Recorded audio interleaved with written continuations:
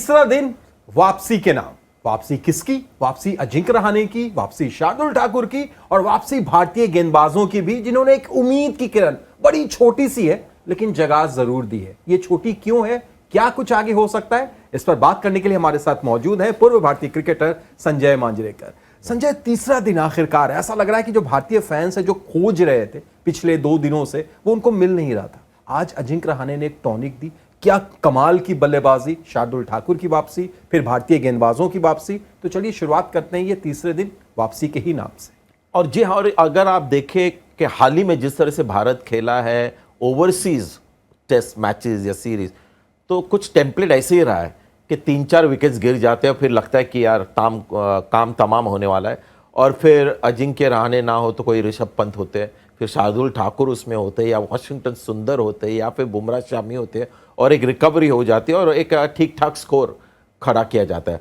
लेकिन सबसे बड़ी जो ताकत है भारत की, वो है उनकी बॉलिंग, और बॉलिंग उनको बार बार वापस गेम में लाते हैं। जिस तरह से उन्होंने स्टीव स्मिथ को आउट किया, उस्मान ख्वाजा को आउट किया, वार्नर को आउट किया, तो कहीं ना कहीं जैसे आपने कहा एक छोटी सी आशा की किरण आई है। लेकिन उसका कारण वही है, एक लेट ऑर्डर जो रिकवरी होती है और ये जो क्वालिटी बॉलिंग है भारत की, उसने फिर से ये हमारे फैंस को एक थोड़ा सा होप दिया है। बिल्कुल संजय, और वो जो होप पे आई है, वो लेट रिकवरी जो आपने बल्लेबाजों की बात की, शार्दुल रहाणे। पहले हम रहाणे से शुरुआत करते हैं। इस खिलाड़ी ने, सबको ऐसा लगा कि आईपीएल में बड़ी जबरदस्त पारी इन्होंने खेली और आईपीएल की बदौलत यहां पर आए, लेकिन उससे पहले प्रथम श्रेणी क्रिकेट में भी इन्होंने जबरदस्त पारी खेली थी। अगर मैं गलत नहीं हूं तो शायद 600 से ज्यादा रन इस सीजन उन्होंने बनाए थे। मेरा आपसे सवाल थोड़ा सा ब्रॉडर प्रोस्पेक्ट पर यह भी है संजय, कि इस 11 को अगर आप गौर से देखेंगे तो अजिंक्य रहाणे जो फर्स्ट क्लास क्रिकेट खेल रहे हैं, चेतेश्वर पुजारा जो खेल रहे हो ससेक्स के लिए उन्होंने खेला, थोड़ा बहुत केएस भरत भारत ए की तरफ से फर्स्ट क्लास क्रिकेट खेलते हैं, उसके अलावा कोई भी ऐसा खिलाड़ी नहीं है जो लगातार खेलता है। तो क्या ये थोड़ा फर्क पड़ता है अगर आप प्रथम श्रेणी नहीं खेलते हैं और सीधे आके टेस्ट मैचेस खेलते हैं? एक दो एग्जाम्पल्स के साथ आप शायद ये कह सकते हैं, लेकिन ये भी एग्जाम्पल है कि रोहित शर्मा इंडिया ऑस्ट्रेलिया जो होम सीरीज हुई थी भारत में, तो उसके पहले बिल्कुल फर्स्ट क्लास क्रिकेट खेले नहीं थे, यानी ढेर सारा T20 क्रिकेट खेले थे। T20 वर्ल्ड कप के बाद वो सीरीज आई थी, लेकिन बिल्कुल अच्छी सीरीज थी उनके लिए। बल्ले के साथ विराट कोहली ने जाके 100 रन बनाए, शुभमन गिल ने रन किए, तो कभी कभी वो लागू होता है। लेकिन अजिंक्य रहाणे की शायद 2 कारण है जिसकी वजह से ये पारी हमने देखी।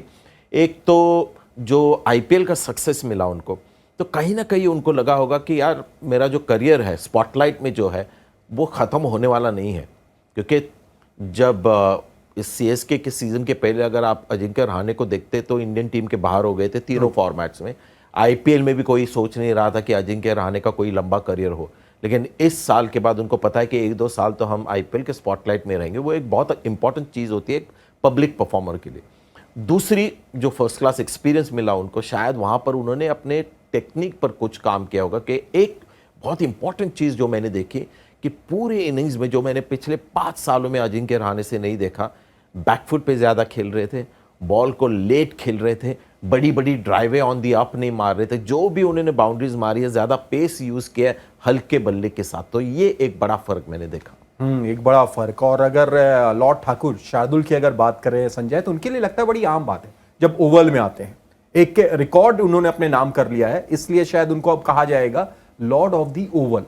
ओवल में विदेशी बल्लेबाज द्वारा लगातार 3 पारी में 350 प्लस स्कोर बनाने वाले वो सिर्फ तीसरे बल्लेबाज बने हैं। आप जानते हैं पहले 2 कौन है? नहीं, बताइए। डॉन ब्रैडमैन, एलन बॉर्डर, और अब शार्दुल ठाकुर उस फहरिस्त में आ गए, इसीलिए लॉर्ड कहते हैं उनको।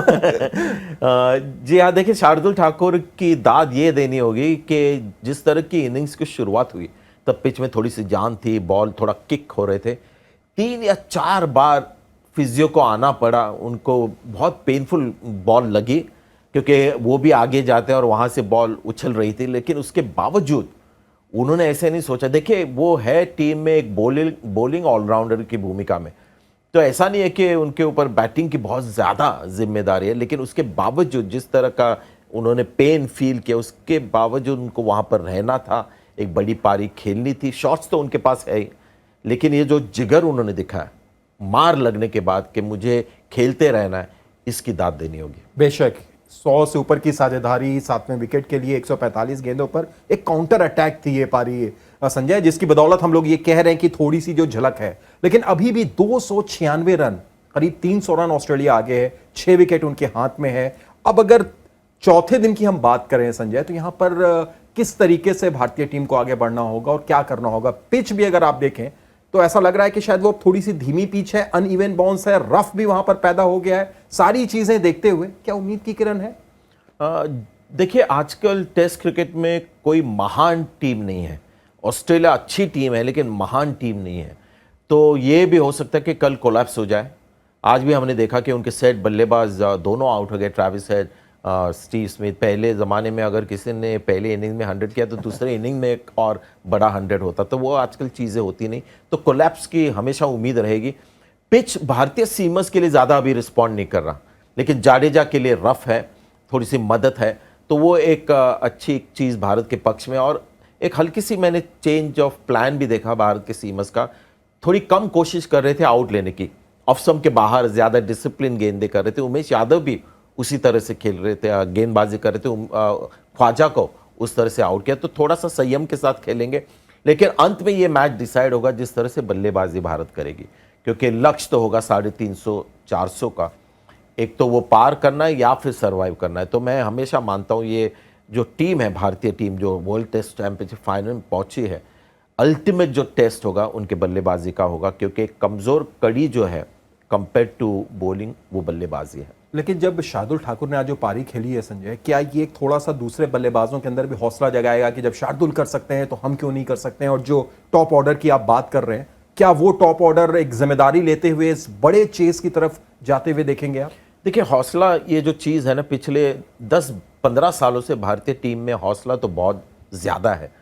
पुराने ज़माने में शायद कॉन्फिडेंस की कमी थी, हौसला थोड़ा सा कम था, लेकिन मैं मानता हूँ कि अंडर धोनी, अंडर विराट कोहली और अभी अंडर रोहित शर्मा हौसला तो बिल्कुल है। चेतेश्वर पुजारा फेल हुए पहले इनिंग में, लेकिन आएंगे पूरा जोश के साथ। पिच कैसे बिहेव करता है, और ऑस्ट्रेलियन गेंदबाजी जो है वो थोड़ी सी सुपीरियर लगी है, और वहाँ पर शायद वापस टेस्टिंग होगी कि किस तरह से वो लाइन खेलते हैं, ऑफ स्टंप के बाहर फ्रंट फुट पे कितना जाते हैं, लेट खेलते हैं या नहीं।